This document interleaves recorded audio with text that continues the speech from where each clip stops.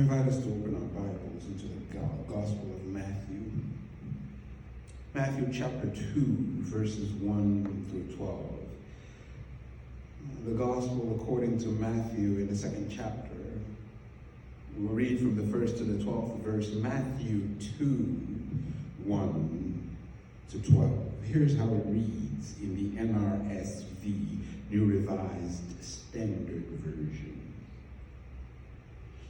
In the time of King Herod, after Jesus was born in Bethlehem of Judea, wise men from the east came to Jerusalem asking, "Where is the child who has been born King of the Jews? For we observed his star at its rising and have come to pay him homage." When King Herod heard this, he was frightened, and all Jerusalem with him. And calling together all the chief priests and scribes of the people, he inquired of them where the Messiah was to be born. They told him, "In Bethlehem of Judea. For so it has been written by the prophet, and you, Bethlehem, in the land of Judah, are by no means least among the rulers of Judah. For from you shall come a ruler who is to shepherd my people Israel." Then Herod secretly called for the wise men and learned from them the exact time when the star had appeared. Then he sent them to Bethlehem, saying, "Go and search diligently for the child. And when you have found him, bring me word so that I may also go and pay him homage." When they had heard the king, they set out, and there ahead of them went the star that they had seen at its rising until it stopped over the place where the child was. When they saw that the star had stopped, they were overwhelmed with joy. On entering the house, and they saw the child with Mary his mother, and they knelt down and paid him homage. Then, opening their treasure chests, they offered him gifts of gold, frankincense, and myrrh. And having been warned in a dream not to return to Herod, they left for their own country by another road. This is the word of God for the people of God. Thanks be to God. Then, opening their treasure chests, they offered him gifts of gold, of frankincense, and of myrrh.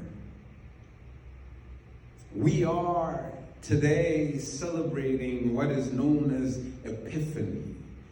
Every year I bring this to your attention. Epiphany is always and always has been and always will be exactly on the 6th of January. In fact, though we celebrate Christmas in the Western tradition on December 25th, Christmas in the Eastern Orthodox tradition is celebrated on January 6th. But for us, we call it Epiphany, the day on which the Lord was made known. As I have told you before, I will repeat again. Epiphany comes from the Greek epiphaneo, which means to make known, to reveal that which was not known, to make plain, if you will. And so the text that is indicated for this occasion is the text that we have just heard, where the Magi, the wise men, show up and Christ is revealed to the Magi, signifying that Christ, who is born a Jew, is now made known to the Gentiles. And so today, because we do not have service on the 6th, we take up the celebration of Epiphany and we talk about what Epiphany is. So I want us to just dwell for only a little bit on Epiphany. And as we talk about it today, I'm going to explore it. The Spirit has led me to explore it from a perspective that I have not before. You see, I began reading all these texts during the time of Advent. As you will remember, Advent is the preparatory season season that guides and leads us into the birth of Christ. As we anticipate the birth and indeed the coming of the Christ, we take 4 weeks where we explore our relationship with Him, where we explore whether or not we are ready and what it takes to be ready for the coming of Christ. And as I was reading and studying and reacquainting myself with the scriptures, I came upon this scripture, and as I read it, there was a question that jumped out at me. There was a question that I wanted to pose of the text, and so I asked this question, and it has led me to where the Spirit says, I want you to talk about this on Epiphany when the time comes. And the question that I asked was, what happened to all of Jesus' money?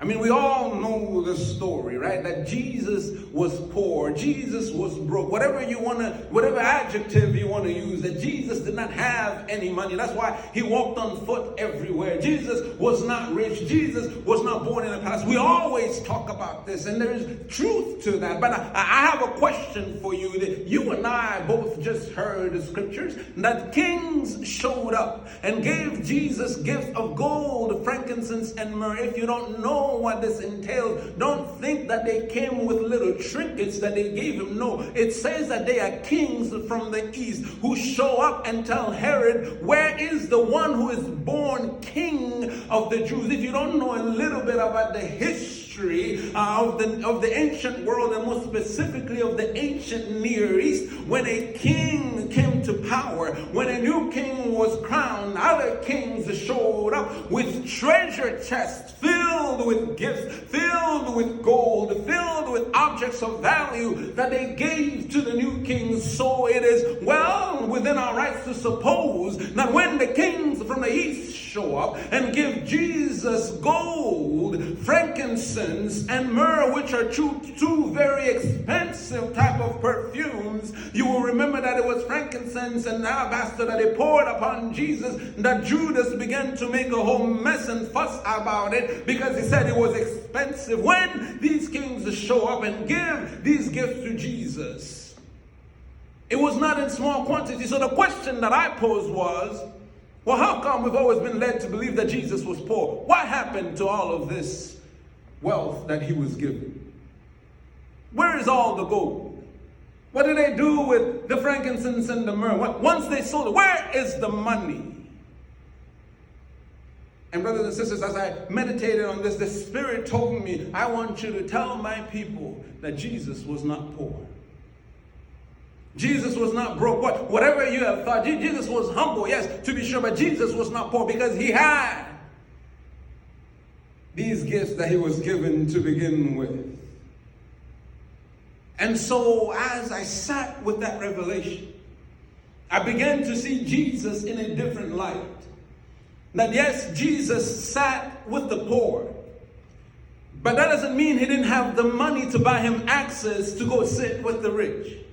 That yes, Jesus depended on the hospitality of people wherever He went, but that does not mean that He did not have the money to secure His own room if He needed one. That Jesus, whose parents could not find a room for Him to be born in, was balling in such a way that if He wanted to stay at the Four Seasons, He could afford it, but He decided that that is not who He was, that is not what He came for. Jesus was not poor, Jesus was not broke, Jesus was simply humble. And so as I was meditating on this, the Spirit says, I need you to tell my people about this, and then I need you to ask them this question.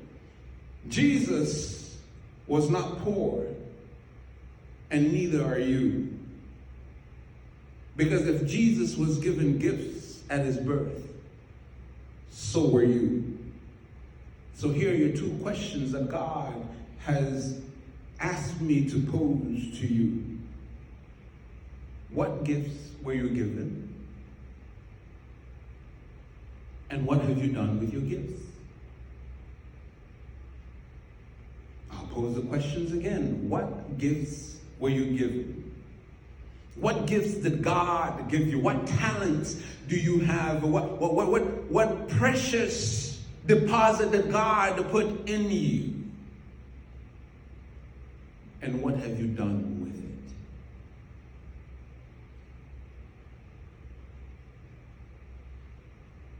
it? Sometimes we are under the impression that we don't have anything to give. Now, we don't have anything to contribute. We don't have anything of value. But God is saying to you, I deposited something in you at birth. I showed up at your birth and gave you gifts. Gifts that are very precious and very expensive. What are you doing with the gifts that I have given you?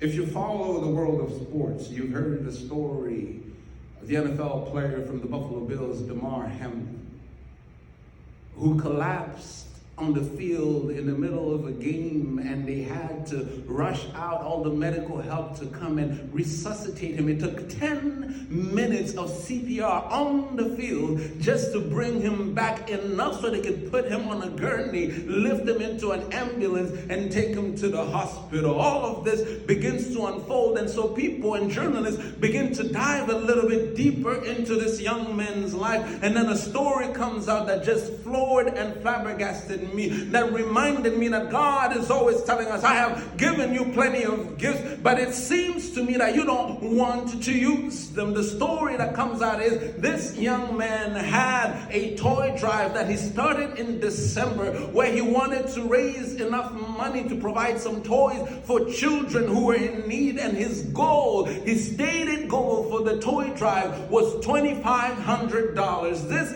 accident happens on the field in January. The man is nowhere near close to raising $2,500. But when he is lying in a hospital bed, on basically his deathbed, while the nation prays for him, suddenly people remember that they have gifts that they can give. And last time I checked, this was on Thursday, his charity that was looking to raise $2,500 had already raised more than $8.5 million, so that his coach called him when he woke up and said, I know you wanted to give some toys to people, but it seems when you come out of the hospital, you're going to have to start handing out cars. What I'm trying to say is this, and what the Spirit is saying to you is this: I have given you gifts. Stop holding on to them and stop making excuses, pretending you have nothing to give. And don't wait only when there's a tragedy before you say, I'm going to contribute. Isn't it true? Don't we see it all the time? Oh, there's an earthquake in Haiti. Let's give to the Red Cross. There is flooding in New Orleans. Let's go do something. There is this disaster and that other disaster. Let's open up our purses, our bank accounts, and our arms. Let's be good human beings. God is saying, at your birth, I showed up in the form of wise kings, and I gave you very precious gifts. It says, I need you to do your due diligence and discover what your gifts are, what you have to give. Even if it's not finances, I have given you perhaps time that you can give. I have given you wisdom that you can offer. I have given you hands and feet that you can use to help somebody. I have given you gifts. Discover what they are. And once you do, then ask yourself, what have I done with the gifts that God gave me? Because God says, when I came in the person of Jesus, was not poor, nor was I broke. I simply chose a life of human decency. As my child, you are not broke, you are not poor. My question is, what have you chosen to do with your gifts?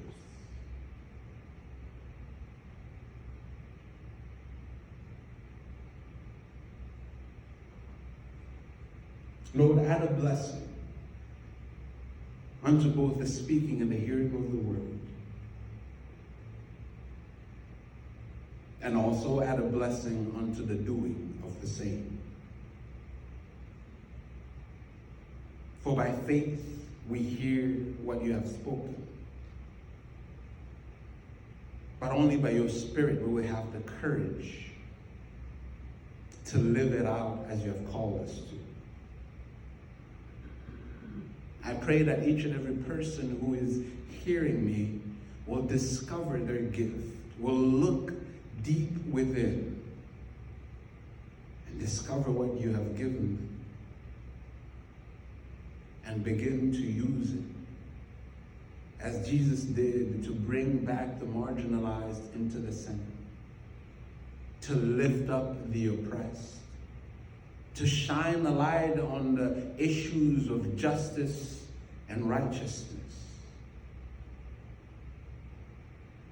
to live in humility as we honor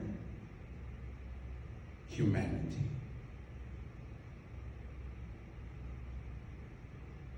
Make it so, as we say in Hebrew, amen.